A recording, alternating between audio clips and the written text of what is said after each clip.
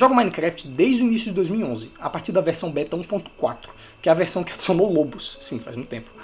E diferente de algumas pessoas que cresceram com esse jogo desde os 4 anos de idade, por exemplo, ele fez apenas parte do finalzinho da minha infância, me acompanhando durante toda a adolescência e agora como um jovem adulto. Eu vi esse jogo mudar de inúmeras formas, como poder voar no 1.9 e machado dá mais dano que espada, a cavalos revolucionaram o transporte lá no 1.6, e até mesmo o Wither Skeleton na atualização de Halloween de 2012. Só que pra mim, nenhuma atualização controversa mudou tanto o jogo quanto a beta 1.8 e a primeira versão, que foi a 1.0. Para facilitar nesse vídeo eu vou chamar essa versão em questão aqui do nome que o criador deu na época, que é Adventure Update ou a atualização de aventura. Como desenvolvedor de jogos, nesse vídeo eu gostaria de argumentar que essa atualização de 2011 completamente modificou o jogo, de uma forma irreversível, e é possível argumentar que o jogo, de um ponto de vista de game design pelo menos, se tornou outro. Eu não quero dizer que esse Minecraft 1 de antigamente é melhor que o Minecraft 2 atual, até porque de conteúdo obviamente eu prefiro o atual. Eu só tô aqui para argumentar que de um ponto de vista de jogabilidade são jogos diferentes, e principalmente que o Minecraft a partir da Adventure Update introduziu, além de novas mecânicas, algumas falhas de game design que só nunca mais foram corrigidas, fazendo o jogo agora mesmo mais falho na jogatina do que ele já foi 12 anos atrás. Vou então separar esse vídeo mostrando aspectos de gameplay de ambas as versões e vos comparando. Começando pelo gerador de terrenos. Hoje em dia pensamos em biomas e terreno como uma coisa só, onde há biomas de montanhas, biomas de planícies, biomas de prados, oceanos, etc. Porém, antes dessa versão aqui, biomas independiam da geração de terreno, e consistiam basicamente da fauna e da flora.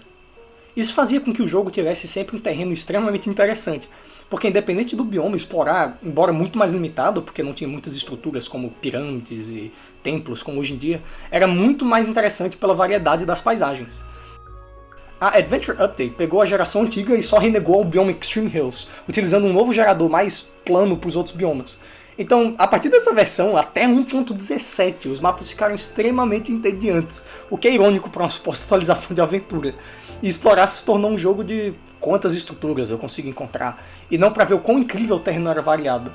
Só um adendo aqui que não estava no script, eu lembro que na época da geração antiga tinha várias seeds, a Gargamel, a 404, sabe? Seeds que as pessoas gostavam de jogar e tinham terrenos muito interessantes. E depois seed virou quantas vilas tem perto do spawn, mas aí já vamos entrar nesses detalhes. A boa notícia é que com a atualização 1.18, a Caves and Cliffs, o terreno voltou a ser variado, fazendo com que a exploração seja interessante de novo, não só pelas estruturas, mas também pela geografia. Embora essa atualização inicialmente não trouxe o sistema de trocas para os aldeões, que ainda esperaria muitos meses para ser implementado, a antiga ideia da comunidade do jogo, que o mundo era um lugar vazio, onde só há você e no máximo seus amigos, e tipo uma força maligna que traz monstros no escuro, foi completamente alterada. Eu lembro, inclusive na época, inúmeras discussões nos fóruns sobre a adição dos villagers, que quebrava completamente o sentimento eterno de solidão que o jogo dava. Essa adição não trouxe problemas à progressão ou ao gameplay, né, mas alteraram a psique dos jogadores, então eu acho importante ser mencionado, é algo importante aqui na construção, digamos assim, do Minecraft 2, que eu estou argumentando.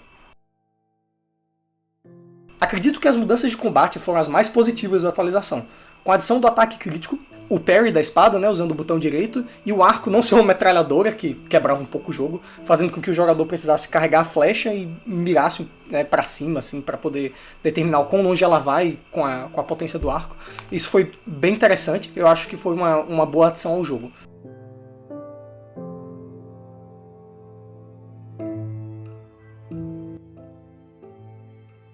Ela completamente alterou a psique dos jogadores, bem mais do que o sentimento de solidão sumir.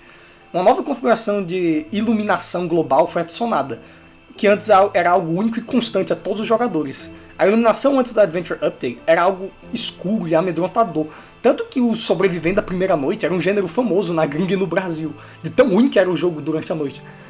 Um jogo que possui PVP e sobrevivência é um fator, eu acredito que em game design o correto teria sido atrelar a iluminação à dificuldade, onde no fácil ou no pacífico, por exemplo, a iluminação fosse mais clara, para as pessoas que gostam mais de construir, sem serem perturbadas pelos monstros. No entanto, temos uma configuração que é alterada por 90% de jogadores que jogam o jogo, e ela independe da dificuldade. Então meio que completamente destrói o medo da escuridão que o jogo originalmente foi projetado a ter. A noite era muito mais escura e as cavernas muito mais escuras. A atualização mais famosa dessa Adventure Update foi a progressão linear. Anteriormente, a progressão do jogo durava em torno de algumas poucas horas, no máximo, que era o tempo do jogador pegar ferramentas de diamante, que nem era uma necessidade, apenas deixavam o jogo um pouco mais fácil. Embora havia uma progressão para acessar o Nether, né, obsidiana sendo uma pedra quebrável apenas por diamante, o Nether em si era uma dimensão utilizada apenas para conseguir blocos para construção.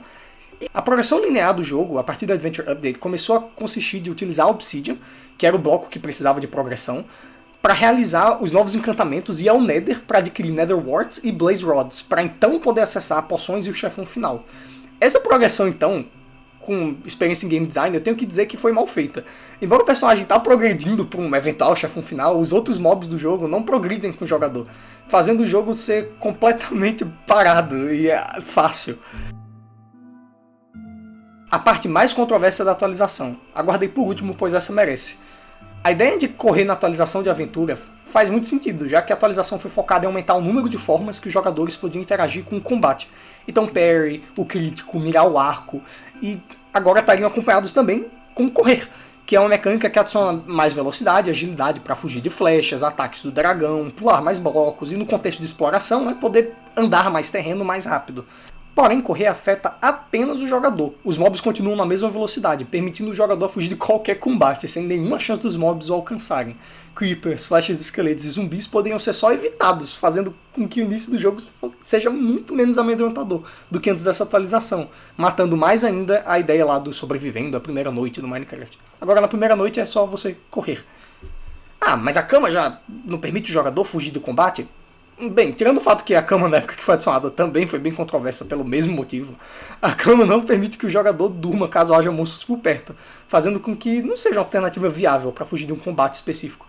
Então acredito que para pessoas que gostam de construir muito, por exemplo, seja importante haver a cama, para evitar a noite. Porém, não permite que numa caverna você só ignore qualquer mob que tenha lá, que é o que o correr faz, por exemplo. Com exceção do zumbi pequeno nas atualizações de hoje em dia.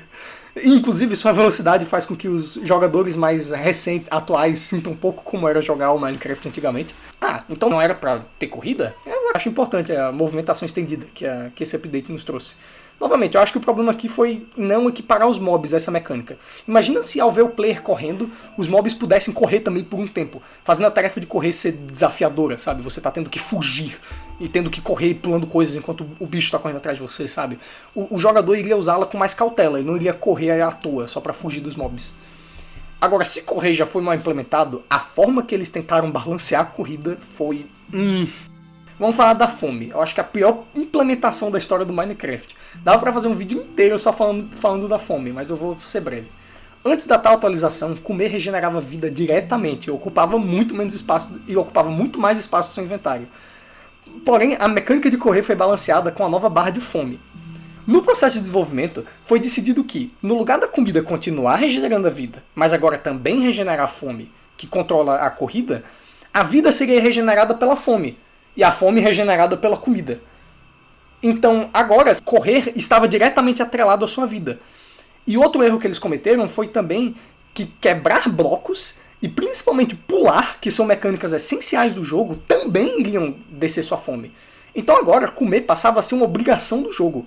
Uma obrigação extremamente brutal, onde até quase 2017, correr pulando fazia sua fome ser consumida em 60 segundos. E regenerar sua fome virou uma tarefa constante e punitiva, sem nenhum motivo, que é algo indesejável em game design. Anteriormente, antes da Adventure Update, comer estava diretamente atrelada ao nível de habilidade do jogador. Um jogador habilidoso jamais precisaria comer, porque ele não levaria dano. Ele colocaria água na hora de cair de grandes distâncias, ele saberia matar os monstros sem levar dano, e então ele seria recompensado em nunca precisar comer. Mas agora não, agora era uma tarefa punitiva. Você precisa comer, não importa o quão bem ou o quão mal você joga o jogo, sendo só algo repetitivo e desgastante. Para essa questão em específico, eu não possuo uma solução óbvia, até porque essa mecânica completamente altera o gameplay do jogo. Como o The Mr. Epic comenta em seu vídeo falando sobre a implementação da fome no jogo, se fizesse a fome virar uma barra de estamina, e fazer ela ligada apenas a correr, então desvincular ela à vida, então dava para fazer essa barra de estamina regenerar aos poucos, ficando parado ou dormindo, por exemplo, e comendo regenerar também sua estamina mais rápido. E aí você faz com que comer também regenere sua vida. Só que em vez de regenerar de uma vez só, como era nas versões antigas, você regenera aos poucos, como se fosse o efeito de regeneração hoje em dia. Então dessa forma, se você quer correr muito, e regenerar sua estamina mais rápido, você começa a comer. Então você tem escolha. Eu tenho a escolha de, eu quero correr muito, então eu vou comer. Mas aí você também não é punido se você jogar o jogo direitinho. Se você quiser jogar o jogo, novamente, correndo, mas sem querer gastar recursos, então você espera regenerar a sua corrida e você não leva dano, você não precisa comer nunca.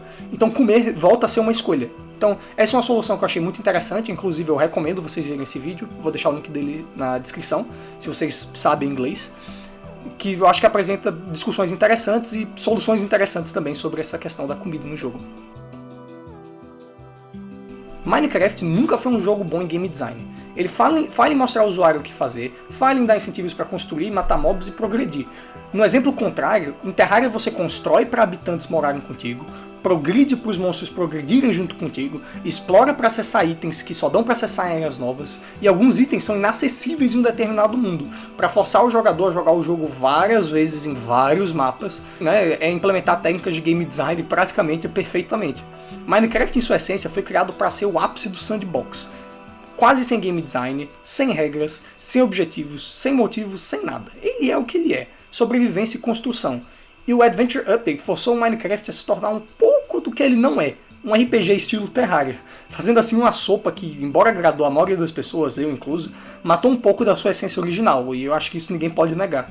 Minecraft após o Adventure Update se tornou um jogo mais fácil, com exploração mais entediante, onde era possível não ter mais medo do escuro, não sentir solidão, fugir dos combates correndo e fazer encantamentos que fortalecem o jogador sem aumentar a dificuldade global. Em contraponto, essas atualizações de RPG e magias, além de adicionarem um objetivo final, aumentou também o alcance do jogo, que poderia ter morrido muito mais cedo sem essas coisas. Então não necessariamente foi algo ruim. Porém, não estranhe se eu falar que a partir dessa atualização o jogo se perdeu, pois a forma de interagir com o jogo e os sentimentos que ele passa foram só alterados.